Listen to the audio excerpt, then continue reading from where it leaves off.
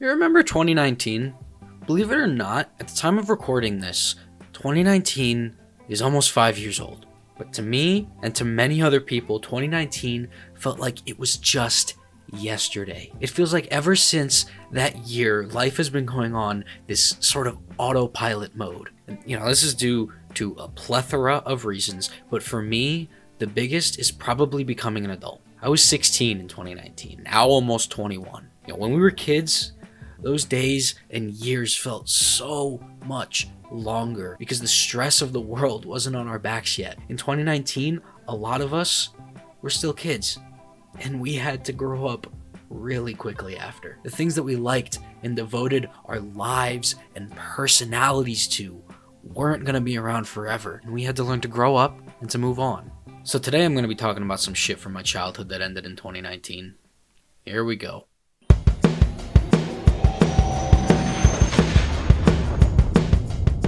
Rise of Skywalker came out almost 5 years ago now. What? Well, not really. It released in December of 2019, so it's more like 4, but whatever, this movie fucking sucks. I remember when my dumb 16-year-old self went to the theater to see this dog shit movie, I walked out loving it.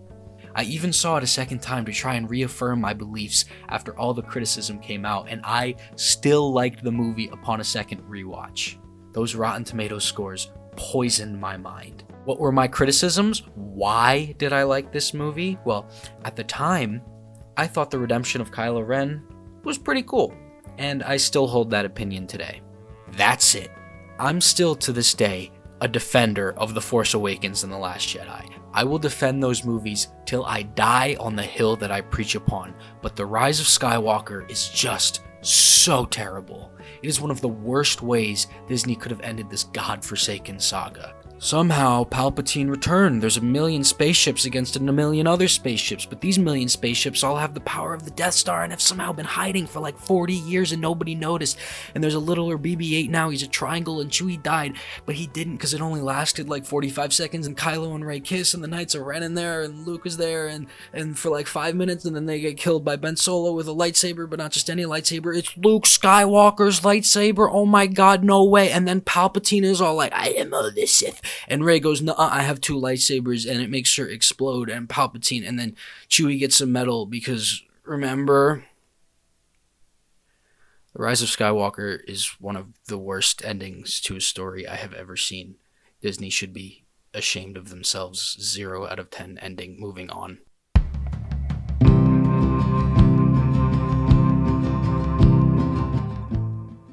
X-Men?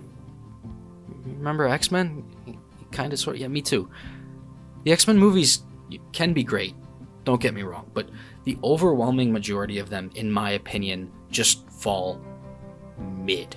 There's some phenomenal entries, of course, like X2, Logan, First Class, even Days of Future Past, but the rest are just so whatever. And that is exactly what 2019's finale to the mainline X-Men franchise was. X-Men Dark Phoenix. I literally had to look up the name because I could not remember the name of this movie. I watched this movie back in 2019 when it came out for some reason, and I can recount basically nothing about it to you without looking at what the Wikipedia says.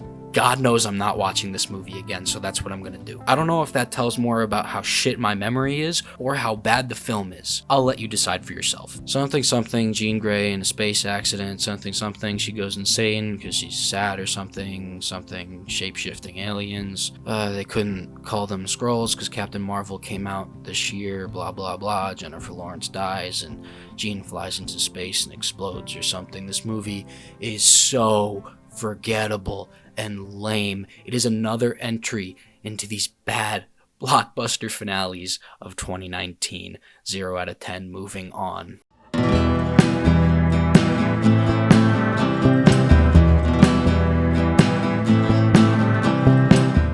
What's next?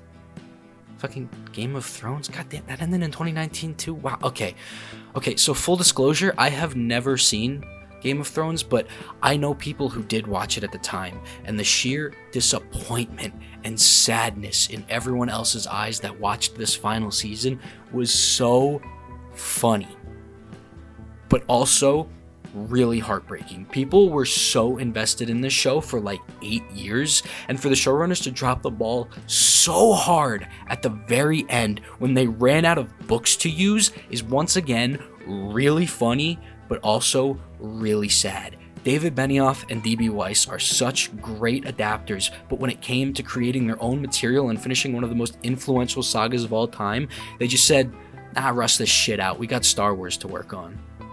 Look how that turned out. That's 3 now.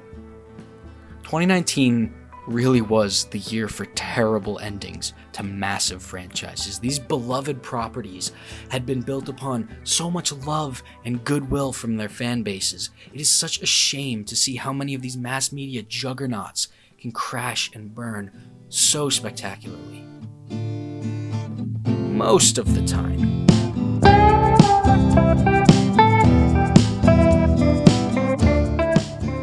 Fucking Endgame, baby. Yeah, Avengers Endgame also came out in 2019, almost 5 fucking years ago. Say what you will about the MCU after Endgame, but this movie was like a turning point in my life or something. Looking back on it, Endgame is good.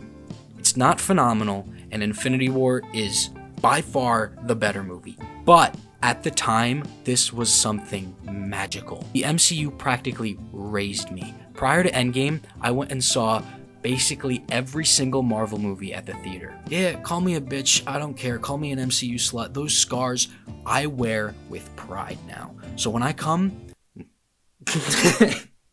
went to go see this movie in theaters, it was like the biggest gift I could have ever asked for. My little high school nerd brain was enthralled with this movie. All of the characters I knew and loved were back and so true to who they were. The send-offs were dramatically perfect and hit so hard when they happened. The action was phenomenal. The fan service was a little much, but it had to be. This was the culmination of 11 years of work. Marvel wanted to please as many people as possible, and I know you may not like to hear it, but an easy way to do that is with callbacks and fan service, just not too much. Avengers Endgame didn't technically close out the MCU for good.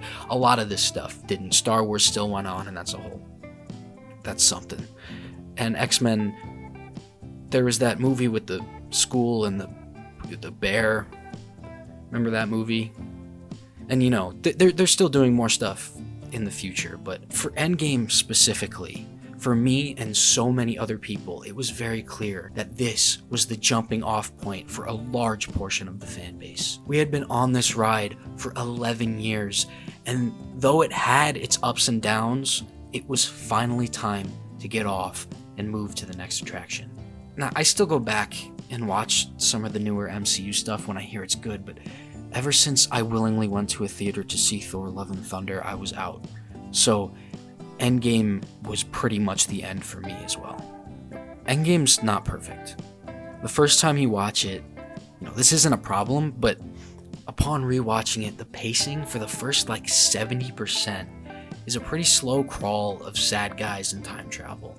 Now, when we all first saw this, it was great because we didn't know what was going to happen, but when you rewatch it, a lot of the movie can feel a bit slow and boring due to the very long run time.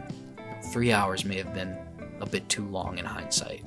With that being said though, Avengers Endgame is the prime example of how to do one of these blockbuster franchise endings properly. Have the proper amount of buildup, a great send-off to the characters that we all know and love, sprinkle a little bit of fan service in, and bada bing bada boom, you got yourself one of the highest grossing films of all time. Now, of course, making a movie or a TV show is not nearly that simple, especially when you have the budgets that these movies had. These things, at the end of the day, are unfortunately products that these huge megacorps want us to consume. I hate that word, but it's true.